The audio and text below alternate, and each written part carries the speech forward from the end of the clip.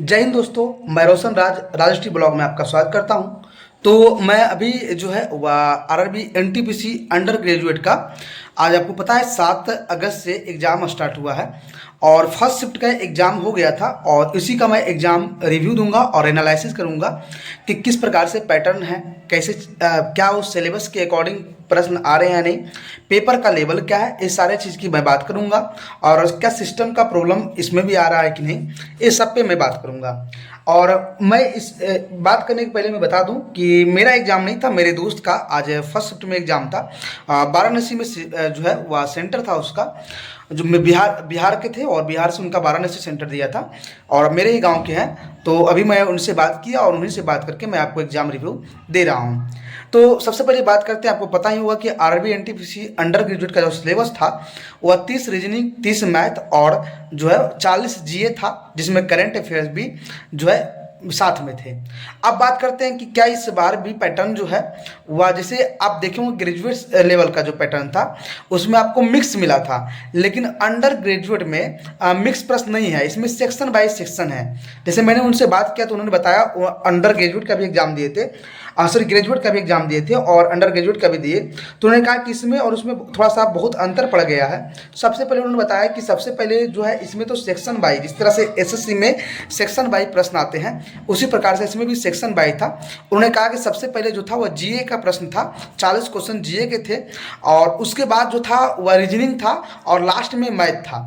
और इसमें आप आराम से, जैसे आपको जीए नहीं बनाना है, आपको रीजनिंग बनाना है तो पहले आप रीजनिंग बना लीजिए, या तो मैथ आपको बनाना है मैथ बना लीजिए। मतलब सेक्शन बाई रहने में फ़ायदा होता है कि टाइमिंग के दिक्कत नहीं होता है। जिस स्टूडेंट को जौन विषय मजबूत होता है पहले उसे बना लेते हैं और उसके बाद उन विषय पर जाते हैं जहाँ पे उनकी कमजोरी होती है। और टाइम टेकन, जैसे ज़्यादातर आप देखते होंगे कि जैसे अभी उन्होंने कहा कि मैं पहले जो है वो लड़का से मैंने बात किया तो दोस्त से, तो बोला सबसे पहले मैंने रीजनिंग बनाया क्योंकि रीजनिंग मेरा बहुत अच्छा था और स्पीड भी था उसका। तो सबसे पहले रीजनिंग बनाया और रीजनिंग बनाने के बाद वो जीए बनाया और जीए के बाद वो मैथ बनाया। लेकिन बहुत सारे लड़के जो हैं वो जीए पहले जीए बनाएंगे उसके बाद रीजनिंग फिर मैथ। तो इस प्रकार से है। तो एक है कि आपको टाइमिंग का दिक्कत नहीं होगा। जब सेक्शन बाई एग्जाम होता है तो कभी भी एग्जाम में टाइमिंग की दिक्कत नहीं होता है। लेकिन आप सुनते हो ग्रेजुएट लेवल में जो था वह सेक्शन बाई नहीं, उसमें मिक्स आता है, इसलिए टाइमिंग का दिक्कत हो जाता है। तो एक तो स्टूडेंट को बहुत फ़ायदा होगा कि आपको सेक्शन बाई है, आपका जो विषय अच्छा होगा उस विषय को पहले अटेंड कीजिएगा। मैंने अगर आपको रीजनिंग अच्छा होगा तो रीजनिंग को अटेंड कीजिएगा, जीए अच्छा होगा तो जीए को अटेंड कीजिएगा और मैथ लास्ट में ही रखिएगा, क्योंकि लास्ट में जो भी टाइम बचेगा वो मैथ पे दीजिएगा। हाँ, तीनों का टाइमिंग जो था वो अलग नहीं था, तीनों का 90 मिनट टाइमिंग था, वही आपको उसी में आपको बनाना है। 90 मिनट टाइमिंग था, अलग अलग टाइमिंग जो है वह टाइमिंग नहीं था, सिर्फ सेक्शन वाइज प्रश्न थे। अब बात करते हैं कि एक एक करके कि लेवल क्या था। तो सबसे पहले मैं जीए की बात करता हूँ। जीए में उन्हें बताया कि जो लेवल जो था वो ग्रेजुएट लेवल के जीए से बहुत ही माने कम कह सकते हैं। मतलब उन्होंने उसका कहना था कि जीए का लेवल अगर बोला जाए तो easy to moderate, first shift का बोले तो बोला क्योंकि उसका जीए थोड़ा ठीक ठाक था तो बोला इजी टू मॉडरेट जीए का लेवल था।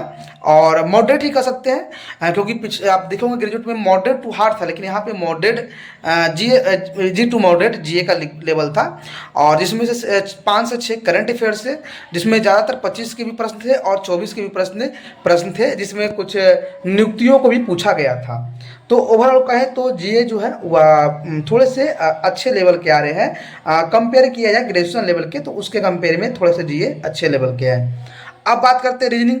तो रीजनिंग का लेवल भी जो है वह इजी इजी उसका कह रहा था कि इजी ही था, मॉडरेट, इजी टू मॉडरेट। मैंने पूछा कि इजी टू मॉडरेट था तो कहा कि 2-4 प्रश्न थे ऐसे, लेकिन ज़्यादातर आप बोल सकते हैं कि इजी इजी ही बोले अगर रीजनिंग तो ठीक है। अब आप बात करते हैं रीजनिंग में क्या था भाई, तो वही आप जो पैटर्न 30 प्रश्न है, तो जो ग्रेजुएशन लेवल का रीजनिंग का जो पैटर्न था, जो प्रश्न आ रहे थे उसी टाइप के प्रश्न यहाँ भी देखने को मिले हैं रीजनिंग का। तो रीजनिंग का लेवल ओवरऑल कहें तो अच्छा है, बहुत ज़्यादा टफ रीजनिंग का लेवल नहीं है।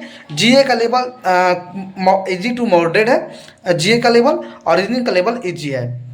अब आते हैं, बात करते हैं कि क्या मैथ का लेवल क्या था।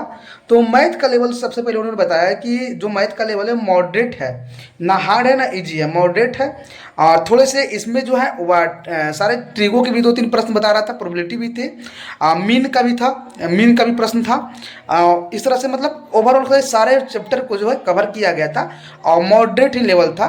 और रेलवे का जो सिलेबस होता है उसी के अकॉर्डिंग जो है मैथ पूछा गया था। तो अब बात करते हैं कि पूरे पेपर का लेवल क्या है। तो पूरे पेपर का लेवल इजी टू मॉडरेट है, हार्ड पेपर नहीं आया है अंडर ग्रेजुएट का। उसके अकॉर्डिंग मेरे दोस्त के जो बताया अकॉर्डिंग यही आ रहा है और यही सही बात है। ये मैं ऐसे नहीं बात करूँ, ये सही भी है। इजी टू मॉडरेट पेपर का लेवल है, पेपर का लेवल हाई नहीं है। अब बताइए इसमें अटैम्प्ट लड़के कितने कर रहे हैं। तो जो अच्छे स्टूडेंट है वो 80 के आसपास अटैम्प्ट कर दे रहे हैं, माने 75 से 80। जैसे जो ग्रेजुएट लेवल के एग्जाम दिए होंगे तैयारी जिनका हुआ तो 80 के आसपास अटैम्प्ट कर दे रहे हैं, 75 प्लस और 80 के 75 टू 80 के आसपास अटैम्प्ट एक्यूरेसी के साथ लड़के कर रहे हैं अंडर ग्रेजुएट में अटैम्प्ट। जो पुराने लड़के हैं मतलब जो ग्रेजुएट में ग्रेजुएशन का भी जो एनटीपीसी ग्रेजुएट लेवल का एग्जाम दिया उनकी बात कर रहा हूँ वैसे स्टूडेंट। और जो नए लड़के हैं फ्रेजर लड़के हैं तो उनके अटैम्प्ट जो है वह 70 अकॉर्डिंग 70 से 80 के बीच में कुछ। जैसे मैंने उससे बात किया तो बताया कि मैं 76 अटैम्प्ट किया हूँ, लेकिन एक्यूरेसी बोला एक्यूरेसी मेरा ठीक है। तो अकॉर्डिंग है, यही सिलेबस है और बहुत अच्छे पेपर है। तो जिनका जिनका भी एग्जाम आगे है तो टेंशन मत लीजिए, सेक्शन वाइज है। तो आप पहले आपका कोशिश कीजिएगा पहले आप जीए अटेम्प्ट कर लीजिएगा, जीए के बाद ही आप रीजनिंग कीजिएगा, मैथ को लास्ट में रखिएगा। टाइम का दिक्कत नहीं होगा, किसी को भी टाइम का दिक्कत नहीं हो रहा है और आसानी से एग्ज़ाम आप दे दीजिएगा। और रही बात तब क्या अंदर में कोई प्रॉब्लम हो रहा है तो उसका कहना था कि अभी ऐसा तो कोई भी प्रॉब्लम नहीं था, माउस भी ठीक था, कोई ऐसा एग्जाम में कोई भी धांधली वाली प्रॉब्लम उसके सेंटर पे नहीं हुआ है। वाराणसी में जो एग्ज़ाम था उसका सेंटर पे नहीं हुआ है। तो मिलते हैं नेक्स्ट वीडियो में, तब तक के लिए जय हिंद।